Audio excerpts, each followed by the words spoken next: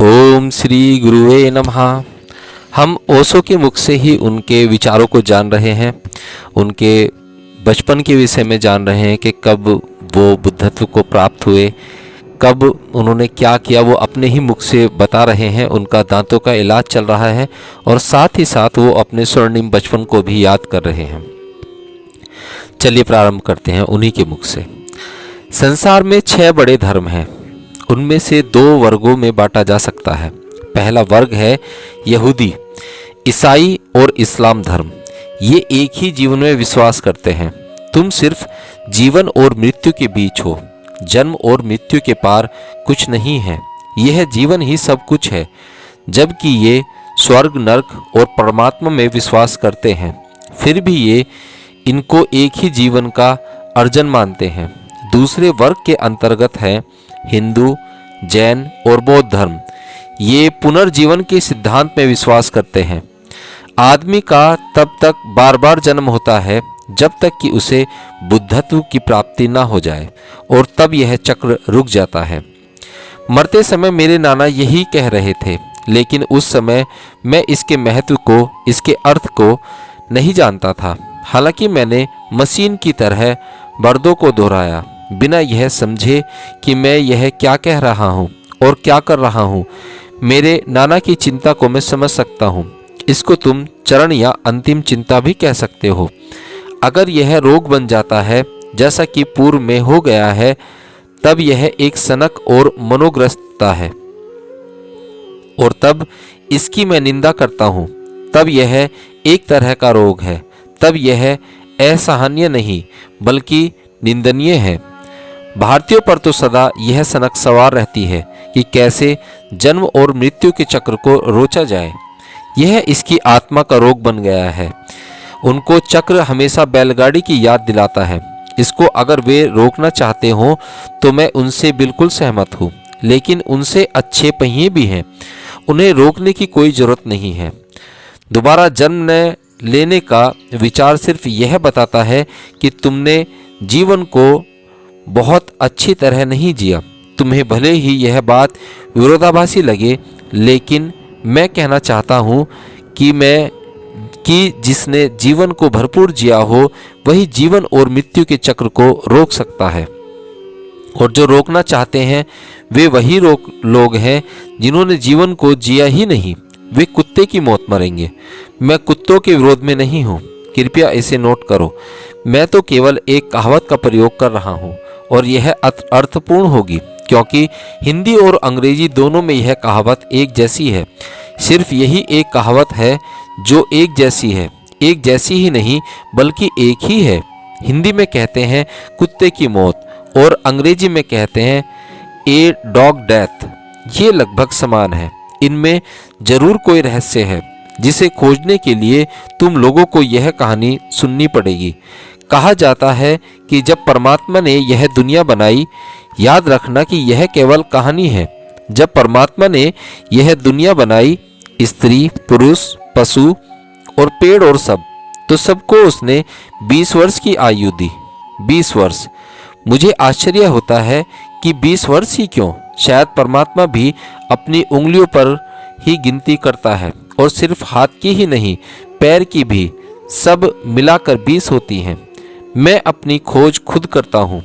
तुमने भी कभी अपने बाथटब में अपने हाथ और पैर की उंगलियों को साफ करते करते समय उन्हें गिना होगा। शायद किसी दिन परमात्मा ने भी गिना होगा, और उसी दिन उसे यह विचार आया होगा कि सबको 20 वर्ष की आयु दे दो। वह कभी मालूम होता है, और वह साम्यवादी भी मालूम होता है। अब अमेरिकनों को यह सुनकर बहुत बुरा लगने दो, मुझे उसकी कोई परवाह नहीं। जब मैंने दुनिया में किसी और की परवाह नहीं की तो अमेरिकियों की क्यों करूं? और जीवन की इस अवस्था में मैं पहले से कहीं अधिक उग्र और प्रचंड होना चाहता हूं। मैं निश्चित रूप से जानता हूं कि अगर जीसस को कुछ और दिन प्रचार करने दिया जाता तो वे इतने उग्र और प्रखंड न रहते, और दुनिया की थोड़ी समझ उनमें आ जाती। आखिर थे तो वे यहूदी। धीरे धीरे समझ जाते और फिजूल की बातें न करते। प्रभु का राज्य, और वे 12 मूर्ख जिनको जीसस ने या उन्होंने स्वयं मान लिया कि वे प्रमुख शिष्य हैं। जीसस ने जरूर उन्हें कोई संकेत किया होगा, अन्यथा वे तो महामूर्ख थे, स्वयं तो वे ऐसा सोच नहीं सकते थे।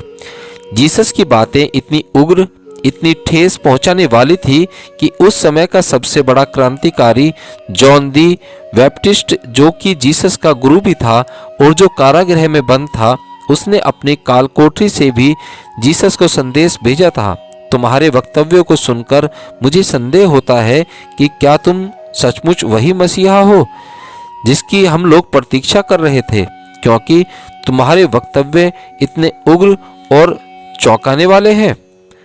अब मैं इसे मूर्खतापूर्ण कहता हूँ। मुझे इसकी फिक्र नहीं कि यह जीसस ने कहा या किसी और ने। उग्रता धार्मिकता का अंश है, लेकिन मूर्खता नहीं। शायद अगर जीसस कुछ दिन और उपदेश देते, जब उनकी सूली लगी तब वे केवल 37 वर्ष के थे।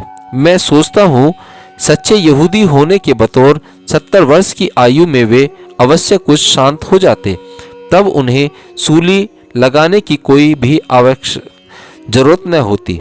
लेकिन यहूदी बहुत जल्दी में थे। मेरे विचार में यहूदियों को ही जल्दी नहीं थी, क्योंकि यहूदी ज़्यादा जानते हैं। शायद रोमन लोगों ने जीसस को सूली लगा दी। वे लोग सदा बचकाने और बेवकूफ़ रहे। उनकी जाति के इतिहास में शायद ही कोई जीसस और बुद्ध जैसा व्यक्ति हो। केवल एक ही आदमी मुझे याद आता है, वह था सम्राट आरेलियस। उसने मेडिटेशन नामक एक पुस्तक लिखी थी। निश्चित ही यह वह नहीं है जिसे मेडिटेशन कहता हूँ। मेरे मेडिटेशन तो सदा एक वचन होता है, वह बहुवचन नहीं हो सकता। उसके मेडिटेशन तो असल में चिंतन मनन है, वह एक वचन नहीं हो सकता। समस्त रोमन इतिहास में मुझे केवल मार्कस आरेलियस का नाम ही उल्लेखनीय मालूम होता है, लेकिन वह भी कुछ विशेष नहीं है। बेचारे कोई भी बासों से हार सकता है। कोई भी कबीर इस सम्राट को चोट करके उसे अपनी समझ के पार ले जा सकता है। मनोवैज्ञानिकों द्वारा यह कहा जा सकता है कि पूर्व, विशेषकर भारत, मृत्यु से ही नहीं वरन आत्मघात के विचार से भी ग्रसित है। एक तरह से मनोवैज्ञानिक गलत नहीं कहे जा सकते। जब तक आदमी जीवित है तब तक उसे पूरी तरह जीना चाहिए। मृत्यु के बारे में सोचने की कोई जरूरत नहीं, और जब मृत्यु आए तो पूरी तरह मर जाना चाहिए। तब पीछे की ओर मुड़कर देखने की कोई जरूरत नहीं है। हर क्षण में पूरी तरह से होना चाहिए। जीने में, प्रेम करने में, मृत्यु में इसी तरह जाना जाता है। क्या जाना जाता है? क्या जैसा कुछ नहीं है, बस जाना जाता है। क्या नहीं, लेकिन वह जानने वाला क्या तो विषय है, और वह आत्मपरकता, आत्मनिष्ठा है। जब मेरे नाना मरे तो मेरी नानी हंस रही थी, हंसी ही अंतिम झलक। तब उन्होंने अपने आप को नियंत्रित किया। वे स्वयं को नियंत्रित करने वाली महिला थी, लेकिन मैं उनके इस नियंत्रण से नहीं वरन उनकी हंसी से प्रभावित हुआ था, यह देखकर कि वे मृत्यु के क्षण में भी हंस सकती हैं। मैंने बार बार उनसे पूछा, नानी, क्या आप मुझे बता सकती हैं कि जब मृत्यु इतनी निकट थी तब आप इतने जोर से क्यों हंसी? अगर मेरे जैसे बच्चे को भी मृत्यु का आभास हो रहा था तो यह संभव नहीं कि आपको आभास ना हुआ हो। उन्होंने कहा, एहसास मुझे हो रहा था, इसलिए मैं हंसी थी। मुझे उन बेचारों पर हंसी आई जो अकारण और बिना किसी जरूरत के इस चक्र को रोकने की कोशिश कर रहे थे, क्योंकि परम अर्थों में तो जीवन और मृत्यु का कोई अर्थ नहीं होता। मुझे उस समय की प्रतीक्षा करनी पड़ी जब मैं स्वयं उनसे पूछ सकता था या तर्क कर सकता था। मैंने सोचा कि जब मुझे समाधि उपलब्ध होगी तो मैं उनसे पूछूंगा, और यही मैंने किया। 21 वर्ष की आयु में मैं समृद्ध होने के बाद पहला काम मैंने जो किया वह था अपने पिता के गांव जल्दी से जल्दी पहुंचना, जहां मेरी नानी रहती थी। उन्होंने उस स्थान को कभी नहीं छोड़ा जहां उनके पति की चिता जली थी। वहीं उनका घर बनाया गया। वे अपनी सब सुख सुविधाओं को भूल गईं। वे अपने खेत खलियान, बाग बगीचे, झील आदि सब कुछ भूल गईं। इन सब का बंदोबस्त करने में भी वे कभी वापस नहीं गईं। उन्होंने कहा, क्या करना है वहां जाकर? मेरे पति मर गए और जिस बच्चे से मैं प्रेम करती हूँ वह यहाँ पर है। बस बात खत्म हुई। संबोधि के तुरंत बाद मैं 2 आदमियों से मिलने के लिए भागा भागा गांव गया। पहले थे मग्गा बाबा, उसके बारे में पहले मैं बात कर चुका हूँ। तुम जानना चाहोगे क्यों? क्योंकि मैं चाहता था कि कोई दूसरा मुझसे कहे कि मैं संबुद्ध हो गया हूँ। मैं तो जानता था, लेकिन मैं इसके बारे में बाहर से सुनना चाहता था। उस समय मग्गा बाबा ही ऐसे व्यक्ति थे जिनसे मैं पूछ सकता था। मैंने सुना था कि वे अभी अभी गांव वापस आ गए हैं। गांव स्टेशन से 2 मील दूर था। तुम अंदाजा नहीं लगा सकते कि मैं कितनी तेजी से उनके पास उस नीम के पेड़ के नीचे पहुंचा। मैं भागा भागा उस पेड़ के पास गया जहां पर मग्गा बाबा बैठे थे, और जैसे ही उन्होंने मुझे देखा, मालूम है उन्होंने क्या किया? मैं स्वयं भी विश्वास न कर सका। उन्होंने मेरे पैर छुए और वे रो पड़े। मुझे बहुत संकोच लगा क्योंकि लोगों की भीड़ वहां जमा हो गई थी। उन्होंने समझा कि मग्गा बाबा अब सचमुच ही पागल हो गए हैं। अभी तक तो उनका दिमाग थोड़ा खराब था, लेकिन अब तो बिल्कुल खराब हो गया, हमेशा के लिए खराब हो गया है। गते गते गए, हमेशा के लिए काम से गए।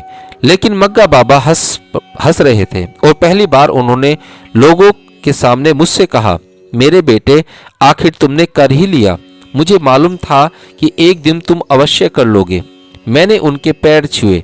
पहली बार उन्होंने मुझे ऐसा करने से यह कहते हुए कि नहीं नहीं, अब मेरे पैर मत छुओ, मुझे रोकने की कोशिश की, पर उनके काफी रोकने पर भी मैंने उनके पैर छुए बिना फिक्र किए। मैंने कहा, आप अपना काम कीजिए और मुझे अपना काम करने दीजिए। अगर मैं संबुद्ध हो गया हूँ जैसा कि आप कहते हैं, तो एक संबुद्ध व्यक्ति को आपके पैर छूने से मत रोकिए। वे फिर हंसने लगे और कहा, शैतान, तुम संबुद्ध तो अवश्य हो, लेकिन बहुत शैतान हो। फिर इसके बाद मैं नानी के घर पहुंचा, अपने पिता के घर नहीं। मैं नानी को बताना चाहता था कि क्या घटा, लेकिन अस्तित्व का ढंग विचित्र है। वे द्वार पर खड़ी मुझे बड़ी हैरानी से देख रही थीं। उन्होंने कहा, तुम्हें क्या हुआ है? तुम पहले जैसे नहीं हो। वे स्वयं संबुद्ध नहीं थी, लेकिन उनमें इतनी समझ थी कि वे आंतरिक परिवर्तन को देख सकें। मैंने कहा, हाँ, मैं पहले जैसा नहीं हूँ और जो अनुभव मुझे हुआ है उसे मैं बांटने आया हूँ। उन्होंने कहा, जहाँ तक मेरा सवाल है, हमेशा मेरे राजा ही बने रहो, मेरे छोटे बच्चे। इसलिए मैंने उनसे कुछ नहीं कहा। एक दिन बीत गया, फिर आधी रात को उन्होंने मुझे जगाया। आंखों में आंसू भरकर उन्होंने कहा, माफ करना, अब तुम वही नहीं हो। तुम पहले की भले ही पहले जैसे होने का अभिनय करो, लेकिन मैं सब समझ रही हूँ। अभिनय की कोई आवश्यकता नहीं है। अब तुम बता सकते हो कि तुम्हें क्या घटा है। जिस बच्चे को मैं जानती थी वह तो न जाने कहाँ खो गया। अब उसका स्थान उससे कहीं और अच्छे और तेजस्वी व्यक्ति ने ले लिया है। अब तुम केवल मेरे ही नहीं रहे, लेकिन उससे फर्क नहीं पड़ता। अब तो लाखों लोग तुम्हें अपना मानेंगे और हर एक को यही लगेगा कि तुम उसी के हो। तुम पर मेरा जो अधिकार था मैं वापस लेती हूँ, लेकिन अब तुम मुझे भी इस मार्ग बतलाओ।